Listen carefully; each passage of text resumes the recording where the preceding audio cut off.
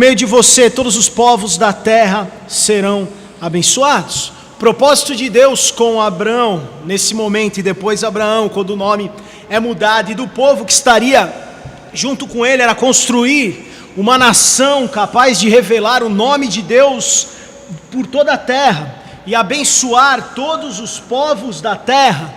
No plano de Deus, o povo escolhido, que era esse povo que viria da descendência de Abraão, seria um povo que habitaria numa terra de prosperidade, onde um reino de justiça, paz e abundância para todos seria implementado. Um outro texto em Gênesis 28, versículo 13 e 14, diz o seguinte: eu sou o Senhor, Deus de Abraão, teu pai, e Deus de Isaque. A terra em que agora estás deitado, eu te darei a ti e a tua descendência, e na tua descendência serão abençoadas todas as famílias da terra. Mais uma vez a promessa sendo confirmada para o povo, para a descendência, para a família de Abraão. Mas por causa de algumas coisas, irmãos, que nós não entendemos, alguns mistérios que pertencem só a Deus, que provavelmente algum dia nós iremos entender, esse povo, essa descendência de Abraão, esse povo judeu cresce e se multiplica dentro de uma outra nação que também era poderosa, e uma outra nação que era próspera, que era a nação do Egito. Esse povo então era acolhido dentro do Egito, no momento que a terra estava assolada por fome, a terra estava sofrendo muitas dificuldades, e esses descendentes de Abraão ali dentro da nação do Egito se tornam uma numerosa nação. Em Êxodo 1, versículo 9 a 14, Faraó, aquele que governava o Egito, onde estavam a descendência de Abraão, começam a ficar preocupados com o que estava, o movimento de crescimento que acontecia com os descendentes de Abraão. E Faraó então diz ao seu povo: vejam, o povo israelita, que é o povo, a descendência de Abraão, é agora numeroso e mais forte que nós.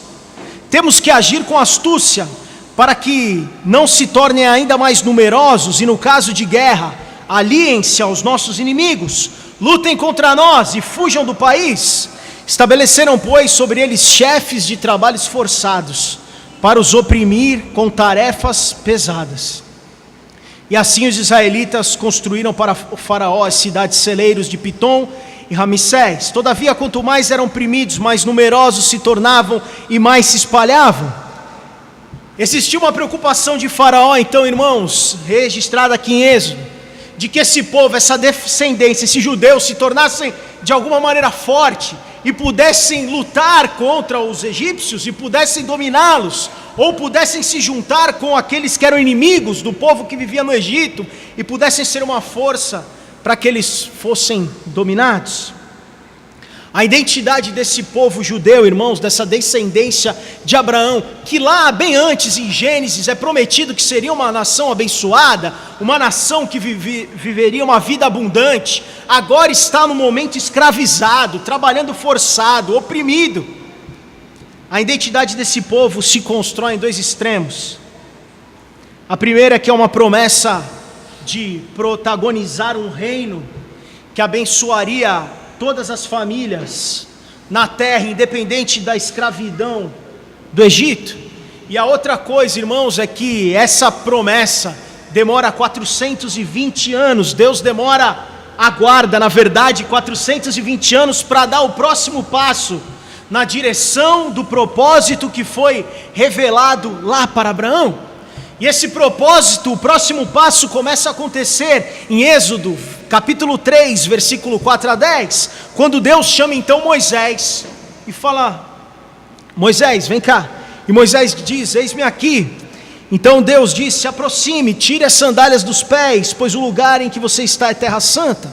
Moisés respondeu, então Deus responde para Moisés: eu sou o Deus do seu pai, o Deus de Abraão, o Deus de Isaque, o Deus de Jacó. Então Moisés cobriu o rosto, pois teve medo de olhar para Deus. Disse o Senhor: de fato tenho visto a opressão sobre o meu povo no Egito, tenho escutado o seu clamor por causa dos feitores, e sei quanto eles estão sofrendo. Por isso desci para livrá-los das mãos dos egípcios e tirá-los daqui para uma terra boa e vasta, onde manam leite e mel. que acontece é que Deus, irmãos, aquele mesmo que fez a promessa para Abraão de que o povo viveria numa terra abençoada, vê o seu próprio povo sendo oprimido por Faraó, pelo Egito, sofrendo ali naquela terra, e diz: vamos resolver essa situação. Moisés, é você que vai tirar meu povo dessa situação.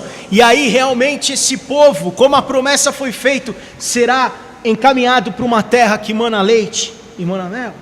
O que nós vemos depois, irmãos, para aqueles que conhecem essa história, e a missão delegada de Deus para Moisés parecia ser simples e bem clara, era que Moisés chegasse a Faraó e apelasse para que Faraó libertasse todo o povo. Toda a descendência de Abraão seria libertada, poderia ser livre, seria liberada para ir, para deixar de trabalhar para Faraó, para ser livre do Egito. Êxodo 4, 21 a 23, Deus diz assim para Moisés: quando você voltar ao Egito, tenham cuidado de fazer diante do Faraó todas as maravilhas que concedi a você o poder de realizar. Depois diga ao Faraó que assim diz o Senhor: Israel, meu primeiro filho, deixe o meu filho ir para prestar-me culto. O que acontece, irmãos, é que Faraó não deixa o povo ir. Faraó endurece a situação. Existe uma frase conhecida de Martin Luther King que diz que a liberdade nunca é voluntariamente concedida, ela precisa ser exigida por aquele que é oprimido. Isso significa que Faraó nunca liberaria o povo sim deveria exigir, e foi o que Moisés faz. E o que acontece, irmãos, é que Faraó não aceita. Então Deus começa a mandar algumas pragas, algumas coisas que nós lembramos conhecendo a história. Algumas pragas são enviadas para aquele povo, e a última dessas pragas, irmãos, é onde Deus estabelece a Páscoa judaica. Está lá em Êxodo 12, e eu queria ler com você Êxodo 12 rapidamente. O Senhor disse a Moisés e Arão no Egito: este deverá ser o primeiro mês do ano para vocês. Digam a toda a comunidade de Israel que no 10º dia deste mês, todo homem deverá separar um cordeiro ou um cabrito para sua família, um para cada casa. Guardem-no até o 14º dia do mês, quando toda a comunidade de Israel irá sacrificá-lo ao pôr do sol. Passem então um pouco do sangue nas laterais, nas vigas superiores das portas das casas nas quais vocês comerão o animal. Naquela mesma noite comerão a carne assada no fogo, com ervas amargas e pão sem fermento. Ao comerem, estejam prontos para sair, cinto no lugar, sandália nos pés e cajado na mão. Comam apressadamente, esta é a Páscoa do Senhor. Naquela mesma noite passarei pelo Egito e matarei todos os primogênitos, tanto os dos homens como dos animais. Executarei juízo sobre todos os deuses do Egito. Eu sou o Senhor. O sangue será um sinal para indicar as casas em que vocês estiverem. Quando eu vir o sangue, passarei adiante. A praga de destruição não os atingirá quando eu ferir o Egito. Este dia será um memorial que vocês e todos os seus descendentes celebrarão como festa ao Senhor. Celebrem-no como decreto perpétuo. Celebrem a festa dos pães sem fermento, porque nesse mesmo dia que eu tirei os exércitos de vocês do Egito, celebrem esse dia como decreto perpétuo por todas as suas gerações. Vêm as pragas, Moisés não libera o povo, não aceita que o povo vá, e a última praga então, Deus fala: eu vou matar todos os primogênitos, eu vou matar todos os primeiros filhos de cada família, não só de pessoas, mas também de animais. E o acordo que Deus faz com o seu povo é: matem um cordeiro, e vocês vão comer esse cordeiro nesse dia, e esse dia será um memorial, mas passem o sangue desse cordeiro nos umbrais das portas, no batente das portas, e quando o anjo da morte passar para matar os primogênitos e vir o sangue nos umbrais, essa casa será poupada. A Páscoa então, irmãos, se estabelece nesse dia, onde Deus manda então esse anjo para que pudesse matar os primogênitos, para que assim o Faraó aceitasse que o povo da promessa de Abraão fosse liberado, e pudesse então ir em direção da terra que mana leite e mel. A Páscoa então celebrada lá por esse povo, irmãos, vem de uma palavra hebraica então que significa passagem ou passar por cima, porque naquele dia a morte passou pelas casas que estavam com o sangue daquele cordeiro nos umbrais. Em sua origem então, irmãos, a Páscoa que celebramos hoje com ovos e coelhinho está assentada em 4 conceitos. A primeira, escravidão, porque o povo estava escravo de Faraó. A segunda, libertação, porque houve a libertação naquele momento desse povo. A terceira é que para isso houve o sacrifício de um cordeiro. E a quarta e última é que tudo isso era para que houvesse um reino de paz, para que houvesse um reino de abundância, uma terra onde mana leite e mel. O propósito de Deus com esse povo, irmãos, não era apenas então colocá-lo nessa terra de paz, mas fazer dele também uma nação próspera, mas através disso, irmãos, suscitar o Messias lá na frente, mais um pouquinho, para que Jesus viesse e pudesse fazer a Páscoa de Jesus, uma Páscoa cristã, uma Páscoa com algumas particularidades diferentes, mas com o mesmo sentido, para que eu e você, para que todas as famílias da terra então fossem abençoadas. E o que acontece, irmãos, é que passam 2000 anos, depois de toda essa história, de toda essa libertação, passam 2000 anos, e Jesus vem à terra.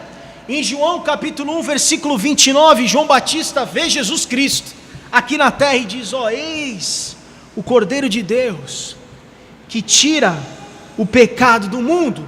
E agora a Páscoa, que é celebrada através de Jesus, também tem, irmãos, como aqueles quatro conceitos. Novamente nós vimos a escravidão do pecado, a libertação na morte e ressurreição de Jesus, o Cordeiro, e um reino de paz e um reino de liberdade. Jesus vem e resgata e cumpre o propósito original de Deus, celebrado lá na sua primeira aliança com Abraão e a sua descendência. Em Mateus 26 a 29, um texto conhecido nosso, Jesus está tomando pão, dando graças, e diz para os seus discípulos: tomem, comam, isto é o meu corpo. Depois ele pega o cálice, dá graças e falam: bebam dele todos vocês, isto é o meu sangue da aliança, que é derramado em favor de muitos para perdão de pecados. Eu lhes digo que de agora em diante não beberei deste fruto da videira até aquele dia em que beberei o vinho novo com vocês no reino do meu Pai. Paulo, na primeira carta a Coríntios, diz: ó, Cristo foi o nosso Cordeiro Pascal, foi sacrificado. Jesus, como aquele cordeiro que foi sacrificado por aquele povo que estava para ser liberado do Egito, e aquele sangue derramado que é passado nos umbrais, que evita que aqueles primogênitos fossem mortos, é esse mesmo cordeiro agora que nós vemos na figura de Jesus. E a Páscoa judaica e a Páscoa de Jesus tem o mesmo propósito e algumas diferenças, e são 4 diferenças, irmãos. A Páscoa judaica foi uma celebração entre Deus e o povo judeu. A Páscoa celebrada em Jesus é uma celebração de Deus com toda a humanidade, por isso que nós somos incluídos nisso, irmãos. A segunda coisa é que a Páscoa judaica é uma celebração em memória de uma libertação política, uma libertação da escravidão daquele povo. Mas a Páscoa de Jesus, irmãos, é uma celebração em memória de uma libertação espiritual que nós tivemos. Nós somos livres do pecado, nós podemos celebrar nessa noite que nós estamos livres do pecado. Nós podemos celebrar nessa noite, irmãos, que existiu uma comunhão entre Deus e cada um de nós através do seu Filho, através da morte e da ressurreição do seu Filho. A terceira coisa é que a Páscoa judaica é uma celebração baseada em sangue de animais. O cordeiro foi morto, o sangue foi passado nos umbrais. A Páscoa celebrada em Jesus é uma celebração baseada no sangue de Jesus, no sangue precioso do Filho de Deus, que derramou naquela cruz por mim e por você. A Páscoa judaica é uma celebração também que visa a constituição de um Estado-nação. Aquela nação é tirada do Egito e é constituída agora um povo, uma descendência de Abraão. A Páscoa de Jesus é uma celebração que visa a realidade eterna no reino de Deus. Agora eu e você, através da morte de Jesus, fazemos parte do reino de Deus. Dom Luiz Soares Oliveira, em 2010, numa matéria questionado sobre Páscoa, na Folha de São Paulo, diz o seguinte: se a Páscoa de Israel foi a libertação de escravos políticos e econômicos para transformá-los em pessoas livres, aliados de Deus e possuidores de esperança, a Páscoa de Jesus, a Páscoa que nós celebramos hoje, irmãos, além do coelhinho, além dos ovos, é a libertação da causa de todas as escravidões, a elevação de homens e mulheres à dignidade de filhos e filhas do Pai Celestes e herdeiros da vida eterna. O que celebramos nessa noite, irmãos, então é a liberdade. Nós éramos escravos do pecado, nós estávamos condenados. O que nós celebramos é que agora, irmãos, com a morte e ressurreição de Cristo, nós nos tornamos filhos de Deus. Nós nos tornamos filhos de Deus e herdeiros, irmãos, da vida eterna, herdeiros de uma promessa de vida eterna. E é isso que significa a Páscoa, irmãos. É a celebração, é a comemoração da ressurreição de Jesus. No raiar do terceiro dia, no raiar de domingo, Jesus ressuscitou. A morte não pôde detê-lo, a morte não pôde segurá-lo, o inferno não pôde deter a Jesus. E nós celebramos nessa noite então, irmãos, que nós somos livres. Eu e você somos livres, somos filhos de Deus agora. O cordeiro foi morto, como lá no Egito, o cordeiro foi morto, o sangue foi derramado para que eu e você pudéssemos ter vida, para que eu e você pudéssemos estar livres. E por causa da ressurreição de Cristo, irmãos, nós podemos entender que nenhuma possibilidade de poder do inferno, de morte, pode nos atingir, porque Jesus foi lá no inferno e tirou a chave da mão do diabo. Ele ressuscitou e parecia que tudo estava acabado. Talvez houvesse festa ali no inferno, porque Jesus, o Filho de Deus, estava morto, irmãos. Mas eles não esperaram o terceiro dia, eles comemoraram antes, porque no terceiro dia Jesus ressuscitou. Romanos 6,9, a carta de Paulo, diz o seguinte: sabemos que, tendo sido ressuscitado dos mortos, Cristo não pode morrer outra vez, a morte não tem mais domínio sobre ele. Jesus arrebentou todas as prisões, irmãos. Jesus arrebentou a morte, Jesus arrebentou todas as possibilidades, irmãos, todas as possibilidades para que eu e você tivéssemos vida, para que eu e você não tivéssemos nessa noite, irmãos, para mais um culto, para que eu e você não tivéssemos nesse dia simplesmente para mais um almoço em família, para mais um momento de ganhar calorias comendo chocolates. Nós precisamos celebrar nessa noite, irmãos, com toda a nossa força, que nós fomos livres, éramos escravos e somos livres, somos filhos de Deus. Podemos dizer que somos filhos de Deus e existe uma esperança de vida eterna. E é isso que aconteceu lá, irmãos. É isso que Jesus fez no sacrifício dele por nós. E eu queria terminar lendo 2 versículos. O primeiro deles, ainda em Romanos 6, versículo 3 e 8, que diz o seguinte: ou vocês não sabem que todos nós que fomos batizados em Cristo Jesus, fomos batizados em sua morte? Portanto, fomos sepultados com ele na morte por meio do batismo, a fim de que, assim como Cristo foi ressuscitado dos mortos, mediante a glória do Pai, também nós vivamos uma vida nova. Se dessa forma fomos unidos a ele na semelhança da sua morte, certamente o seremos também na semelhança da sua ressurreição. Ora, se morremos com Cristo, cremos que também com ele viveremos. Morremos com Cristo e vivemos com Cristo, e celebramos Cristo nessa noite, e lembramos da Páscoa, e lembramos da liberdade que temos, e lembramos do sacrifício de Cristo, do sofrimento, da sua morte, mas celebramos nessa noite com alegria, celebramos com todas as nossas forças que Jesus está vivo. Ele morreu, mas ele ressuscitou no terceiro dia. 1 Coríntios 15, 54 e 57 diz: quando porém o que é corruptível se revestir de incorruptibilidade, o que é mortal de imortalidade. Então se cumprirá a palavra que está escrita: a morte foi destruída pela vitória. Onde está a morte, a sua vitória? Onde está a morte, o seu aguilhão?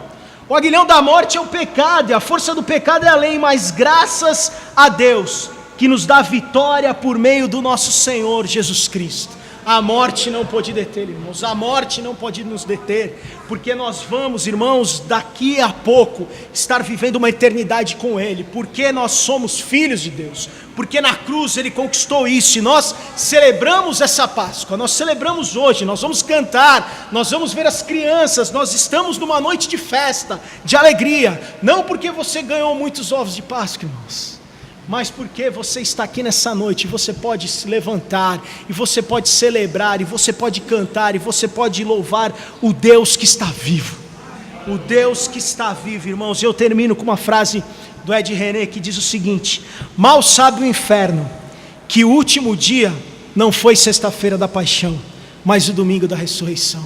Ele ressuscitou e vivo está. Glórias sejam dadas a Deus, amém? Você pode ficar de pé? Nós vamos cantar nessa noite, irmãos, nós vamos celebrar esse Deus, nós vamos ouvir as crianças, e nós vamos fazer isso com esse entendimento, irmãos. Nós vamos fazer isso entendendo sobre Páscoa, nós vamos fazer isso entendendo que fazemos isso porque somos livres, fazemos isso para a honra e glória do Senhor, amém, queridos? Feche os teus olhos. Pai, nós te agradecemos, Pai, nós te agradecemos porque a sexta-feira não foi o último dia, Pai. A sexta-feira não foi o último dia, Pai, mas no domingo Tu ressuscitou e vivo está, Pai, e nós Te celebramos nessa noite, nós glorificamos o Teu nome, Pai, porque a Tua morte e ressurreição nos trouxe vida, Pai, a Tua morte e ressurreição nos trouxe liberdade, Pai, liberdade que temos de sermos chamados Teus filhos, Pai, e nós não merecíamos isso, Pai, e é somente com amor e com a Tua graça, Pai, que não se acaba, Teu amor que é incondicional, Pai, é que podemos nessa noite celebrar essa Páscoa com o entendimento correto, Pai, de que Tu ressuscitaste, vivo está, Pai, que possamos ter essa consciência, Pai, e possamos viver para a honra e glória do Teu nome, Jesus, amém. Deus te abençoe, querido.